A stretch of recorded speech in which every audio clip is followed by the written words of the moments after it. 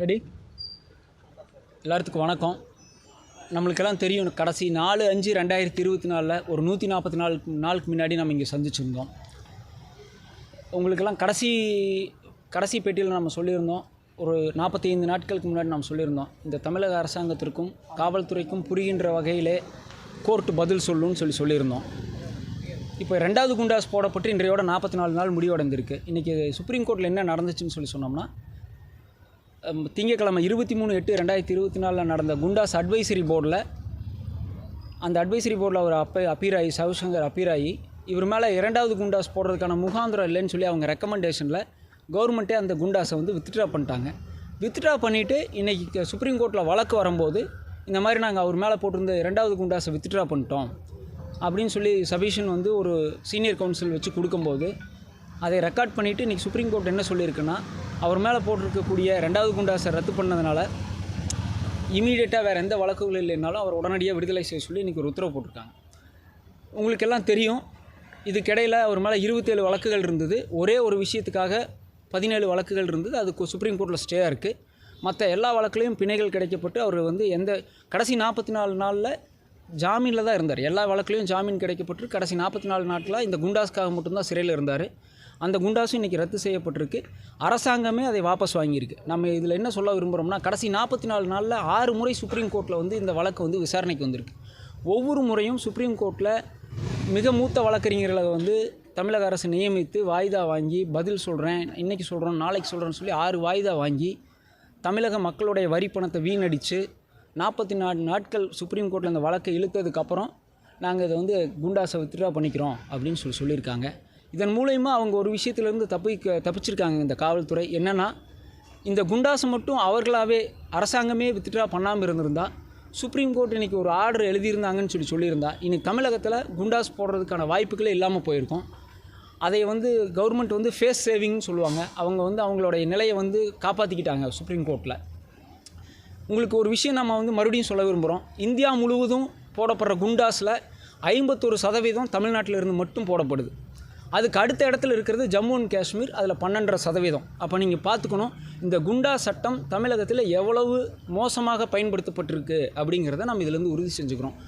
இப்போ எங்களுக்கு கிடைச்ச தகவல் படி அரசாங்கத்தினுடைய உத்தரவு மதுரை ஜெயிலுக்கு கிடைக்கப்பட்டிருக்கு. சுப்ரீம் கோர்ட் உத்தரவையும் நாங்கள் அங்கே இருக்கிற வழக்கறிஞர்கள் மூலிமா மதுரைக்கு கொடுத்து அனுப்பிச்சிருக்கோம். அதிகபட்சமாக ஒரு 6 மணிக்கு அவர் வெளியே அவரும் கூட பத்திரிகையாளர்களை சந்திப்பதற்கான வாய்ப்புகள் இருக்குது. தமிழக அரசுக்கு நாங்கள் இது ஒன்றே தான் சொல்லிக்கிறோம். மக்கள் உங்கள்கிட்ட நிறைய எதிர்பார்த்துட்டு இருக்கிற நேரத்தில் இவர்கள் மாதிரி இந்த மாதிரியான வழக்குகள்லாம் போட்டுட்டு சட்டம் ஒழுங்கு பிரச்சனையாக இருக்கிற நேரத்தில் ஒரு யூடியூப்பில், ஒரு ஃபேஸ்புக்கில், ஒரு ட்விட்டரில் போடுற கமெண்ட்டுக்கு கவனம் செலுத்தாமல் மக்களுடைய அன்றாட பிரச்சனைகள், சட்டம் ஒழுங்கு மற்றும் கஞ்சா மற்றும் பெண்கள் மீதான வன்முறையில் எல்லாம் கவனம் செலுத்தி காவல்துறை தமிழகத்தை முதல் மாதிரி எப்பவும் முன்னாடியெல்லாம் அமைதி பூங்கான்னு சொல்லுவாங்க, அந்த நிலையை நிலைநாட்டணும்னு கேட்டுக்கிறோம். இல்லை, அதைத்தான் நம்ம சொல்கிறோம். இந்தியா முழுவதும் போடப்படுகின்ற குண்டாஸில் 51% தமிழ்நாட்டில் போடப்படுது.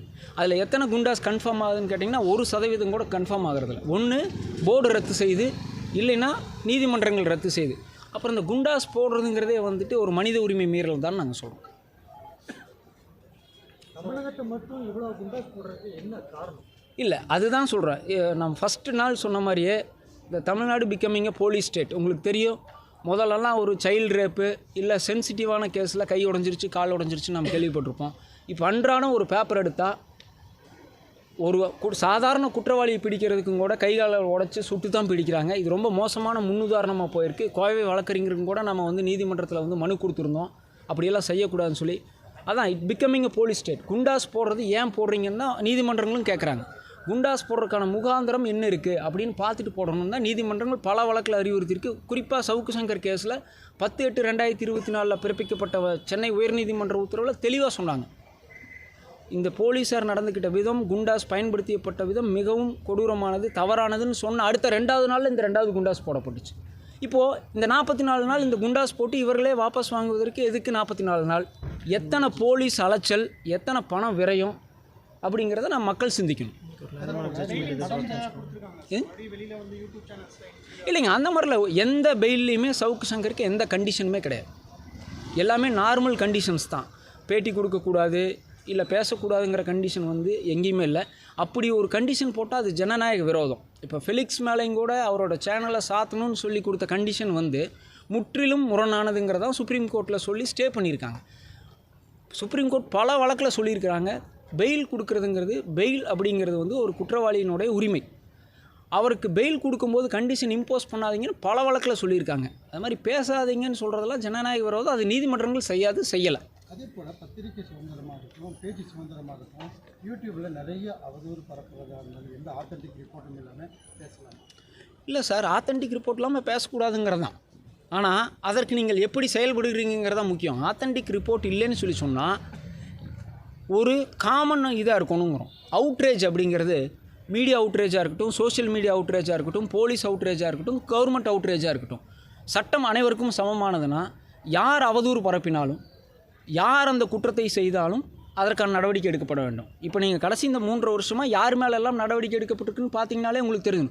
ஒரு சாரார் மேலே மட்டும் நடவடிக்கை எடுத்துட்டு அதே சாரார் இன்னொரு முறை பேசும்போதும் நடவடிக்கை எடுத்துருக்கணும் இல்லையா? உதாரணத்துக்கு வந்து ஒரு மாதத்துக்கு முன்னாடி ஒரே யூடியூப்பில் ஒரு நடிகைகளை பற்றி ஒரு பெரியவர் ரொம்ப கேவலமாக பேசினார். அதை வீடியோ எடுத்து அதை வெளியிட்ட யூடியூபர் மேலே ஏதாவது நடவடிக்கை எடுக்கப்பட்டுச்சா? சவுக் சங்கர் மட்டும் பேட்டி எடுத்த ஃபெலிக்ஸ் மேலே கைது செய்யப்பட்டார். சேனலை மூடுங்கன்னு உத்தரவு வந்துச்சு.